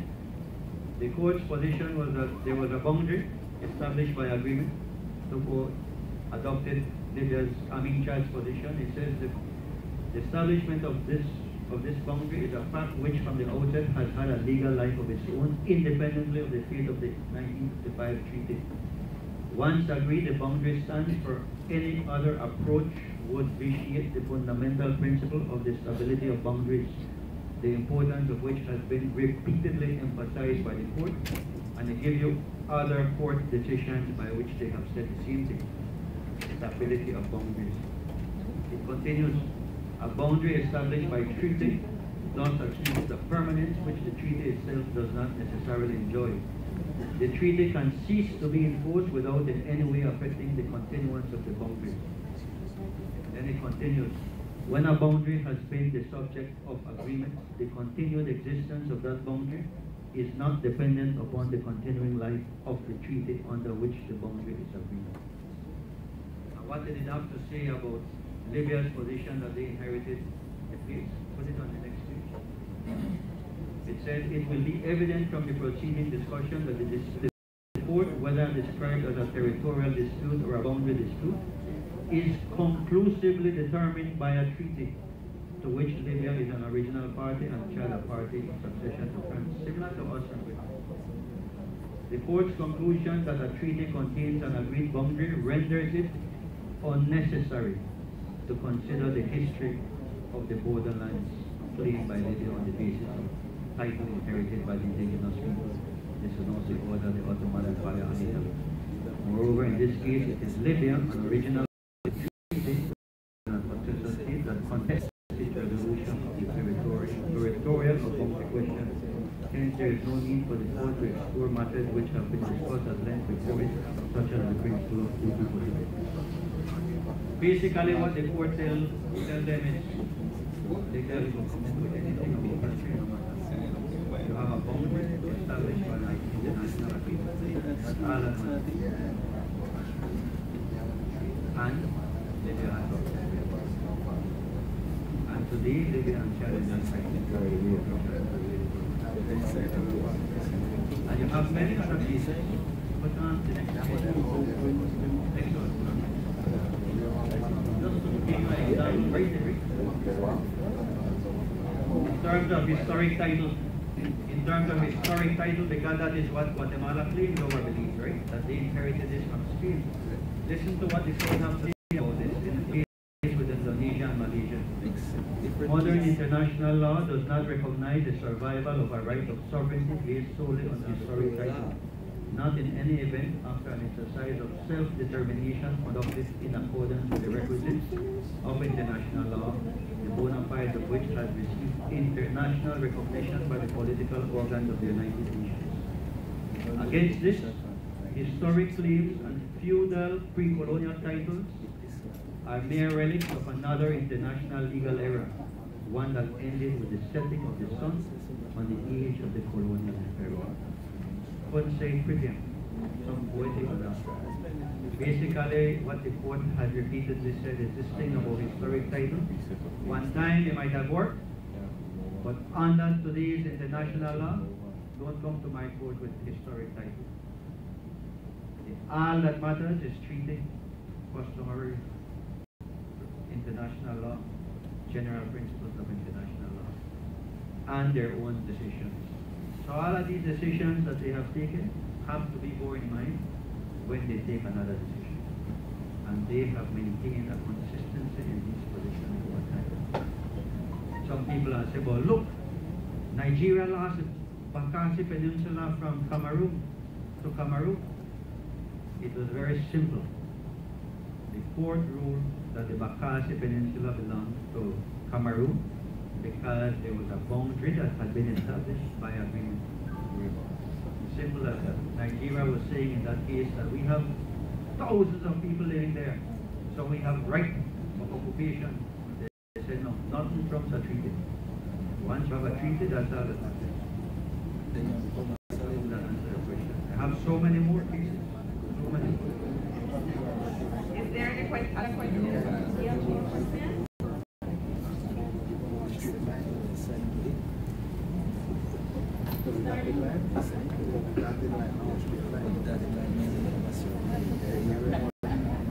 I don't know if it's a question, but more or less a comment. But the countries do go and sign or go through the motion, But the bigger countries always never respect the agreement. So to me, it's neither here nor there.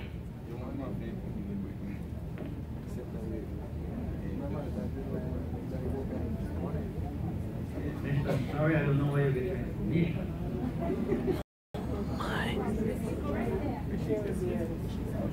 Well, the case with Mexico and the United States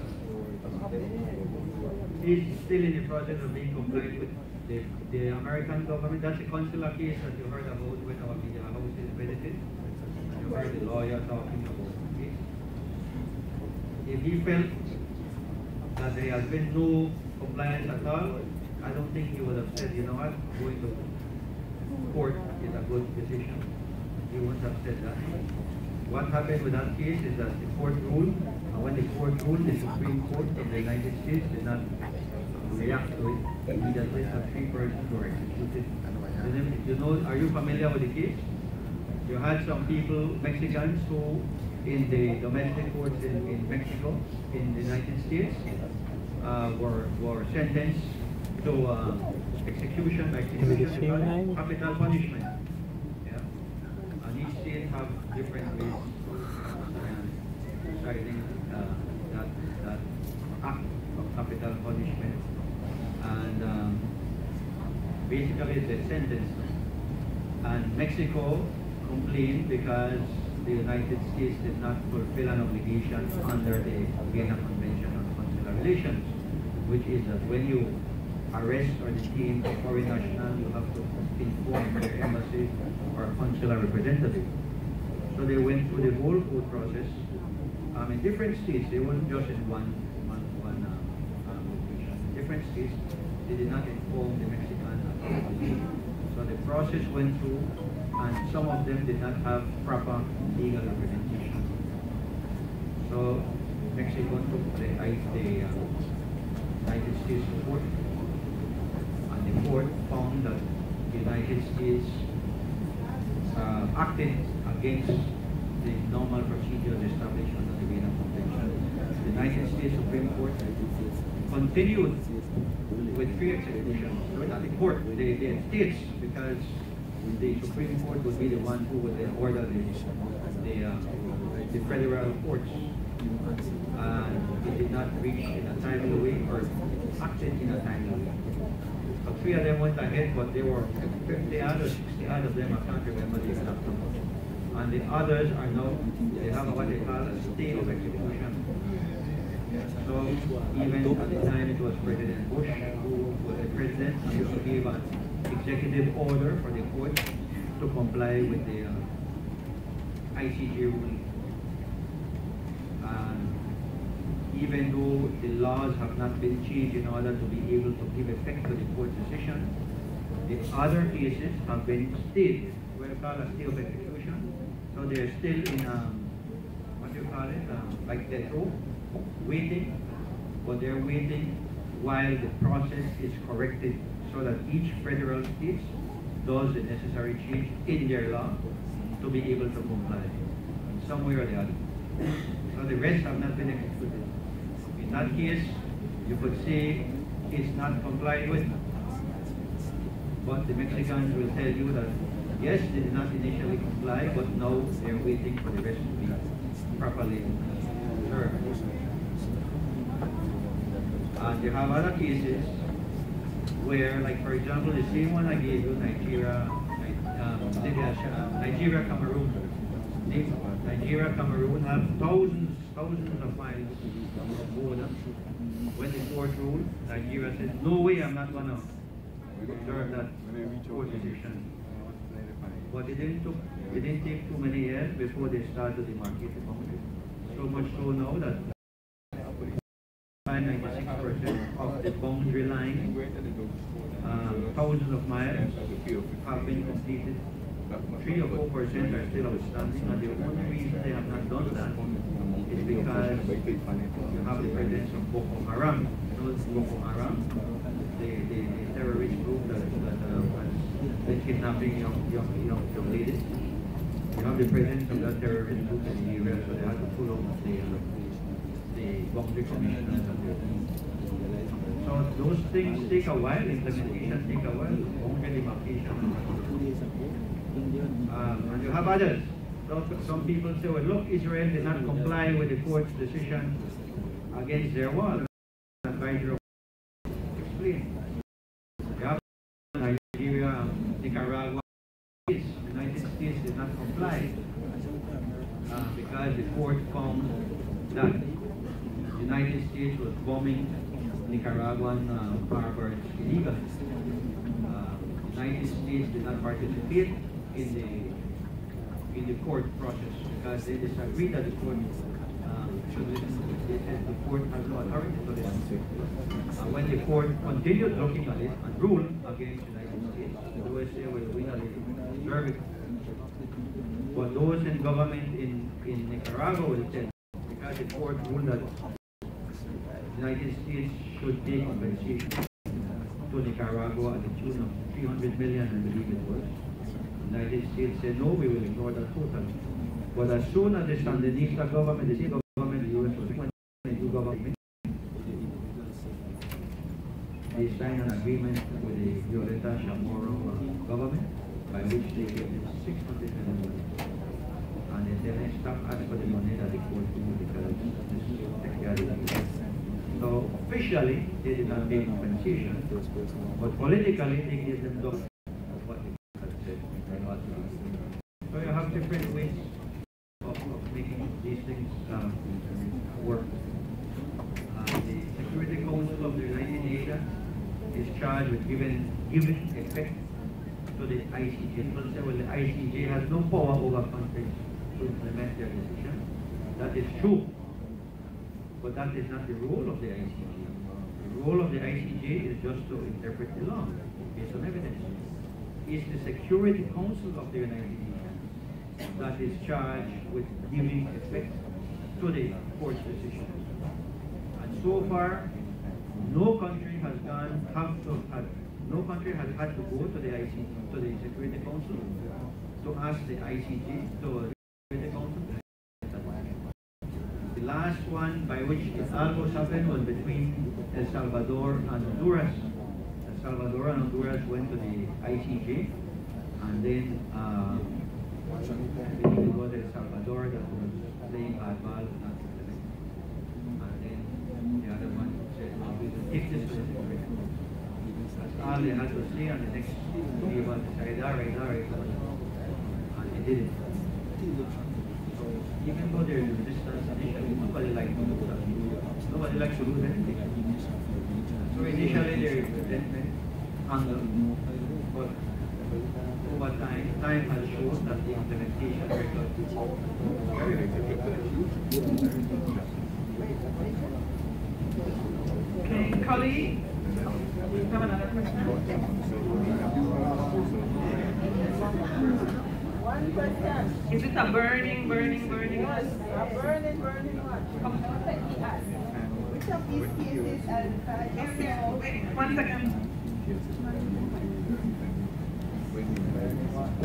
Which of these cases, as in fact just now, has treaties in which there was a breach,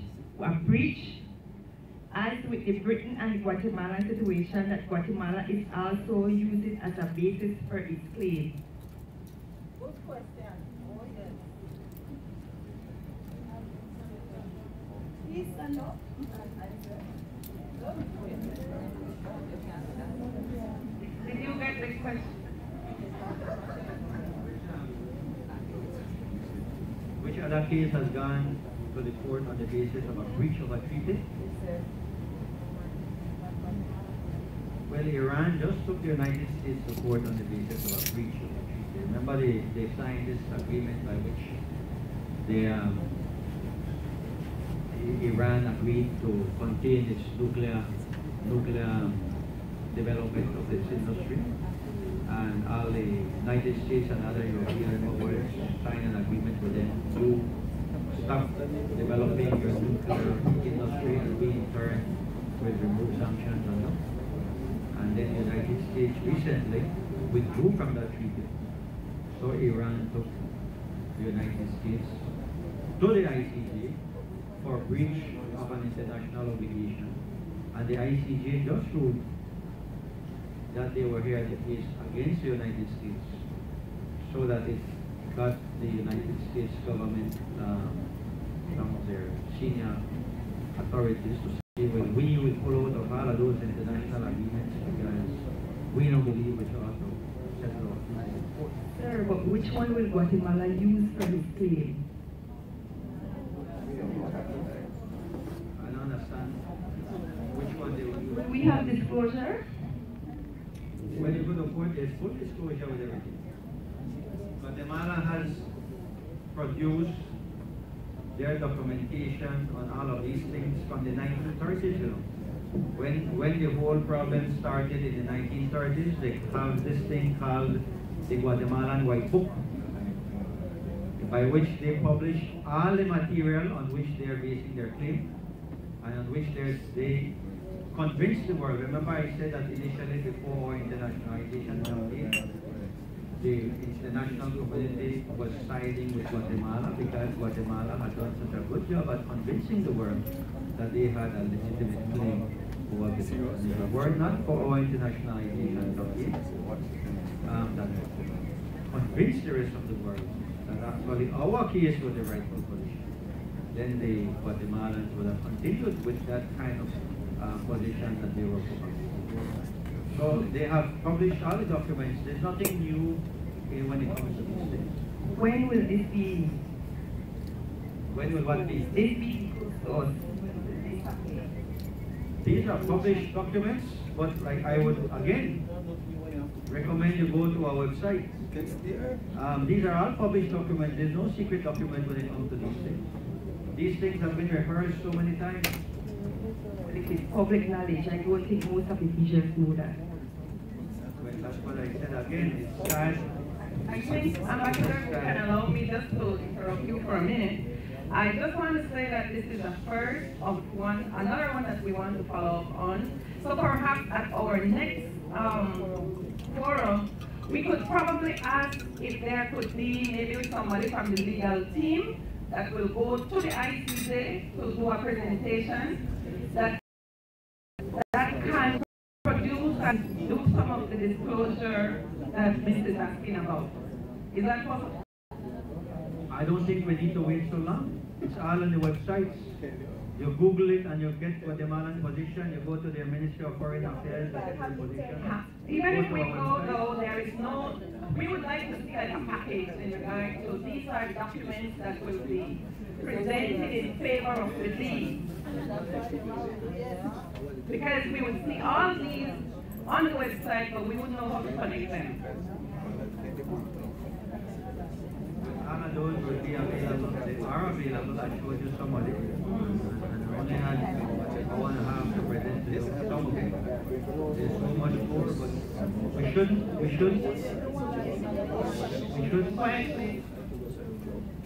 assume or think that the Guatemalans are hiding anything. They have been around the world just like us, trying to convince the rest of the world that their position is right. So they have disclosed their position very clearly, and we know very clearly what their position is, the same way they know what our position is. And because we're very clear about what each other's position is and we disagree, then we know that there is a problem that we cannot resolve just on the basis of sitting down with each other. They want land and we will not give them land. And our legal positions are different. So, but there is nothing that is sinister or hidden about this thing. It's all public documentation. It's that in our curriculum these things were not included. I heard somebody call in the morning talk show on the way here, and this gentleman, he said he was 82 years old. He said he went to school in the 1940s, and back then they used to teach these things, the kind of things we saw here. They used to teach these things. I don't know at which time they removed it from our curriculum. The fact is now that we have to include it back in our curriculum. Learn the Guatemalan position and learn. I heard somebody say that it is in the curriculum. Well, apparently it's not all across the board. And we need to do that across the board. And the honest truth is, wherever I go around the country, I hear similar sentiments. People are saying, why did they never teach with this before? Or what is Guatemala's position? Well, Guatemala has been saying Belize es nuestro for a long time. We should not be surprised by that.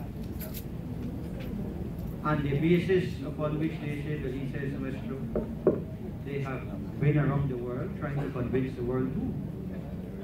It's regrettable that they might have convinced some of us in Belize that they have a right to claim to all land. But that is not the way. So we'll take the last comment from Mr. Sutherland and then we'll have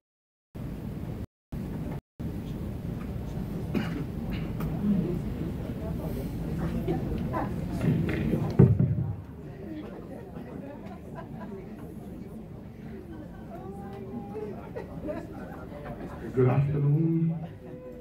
It's not a comment, but for all things, we must give God thanks. And it is indeed gratifying to know that we are still able to congregate to discuss our duel and the impending ICJ vote. It is said that oftentimes lies the truth if we allow them to. And on behalf of all of us present here this afternoon, I'd just like to say thank you to Dr. Davis et al. From the District Center who convened this gathering. We trust that it is not the last. From what I gather, some people were leaning yes, some people were leaning no. As a result of today's intervention, I believe some are in smack to the yes, others may be in the no, and others may be even more discombobulated. But nevertheless, that is a sign of that we are learning. And it means that we need to do further research, further educate ourselves, and we are indeed grateful to have in our midst. We had in our midst earlier Major Jones, who presented his critical path, and certainly we know where he stands. He gave his at Radisson. And for all things, there were indeed, as Dr. Davis, some of you might not know her, I know her some 35 years ago. And without saying how old we are, we'll say that we got some strikes and we got some balls today. And we have to decide from strikes from balls. We are on with some information, balanced information, as it said, factual information, and for that, His Excellency, we are greatly indebted to your candid and biased, honest presentation. I think the session lives up to its expectation. ICJ, be informed. We owe you a debt of gratitude. On behalf of all of us here this afternoon, we'd like to wish you and your ICJ committee all the best. We ask that as we go around, those of us might be want further information, let's not kill the message. Let's listen to the message. Thanks. We know that we are all hands.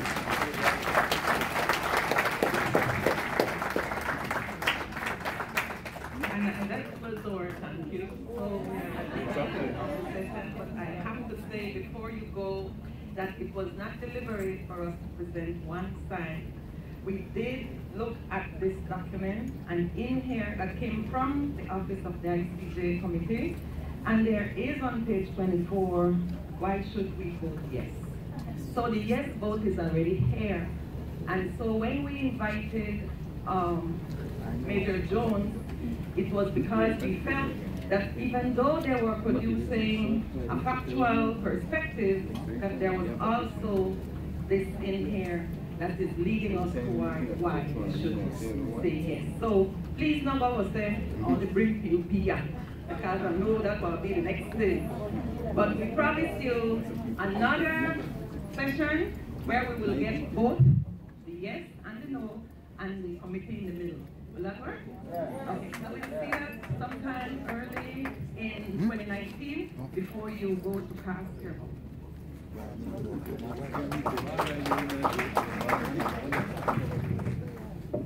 All I wanted to do is thank you again. You should know, I don't know if I said it, but before the end of the month, we will be arranging presentations, panel discussions, and debates, which will include the yes vote and which will include the no vote on the same table. And that will be organized by us in conjunction with other social partners. So don't think we are fighting Major Jones, who was here earlier, is part of our referendum commission. My instructions come from the referendum commission. So we have people represented there who are for the no, people who are represented there who are for the yes. And the important thing is that we have a civic discussion. And yes, look at all the answers. Look at all the but you will be hearing more and more about these things. So when I say you don't bring the not because I wanted to be mean or precise, just for that, but I just wanted to clarify that that was not my role and function. So thank you all for the attention and the great privilege and honor for having me here.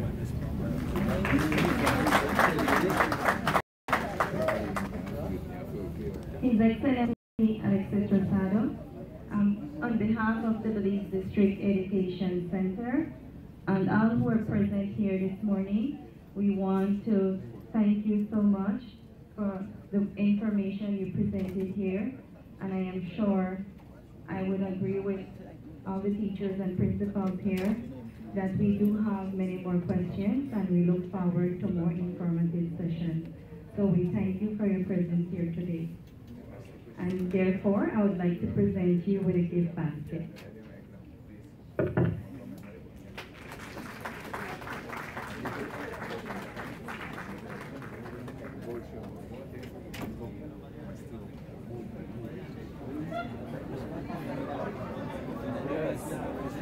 Yes, indeed.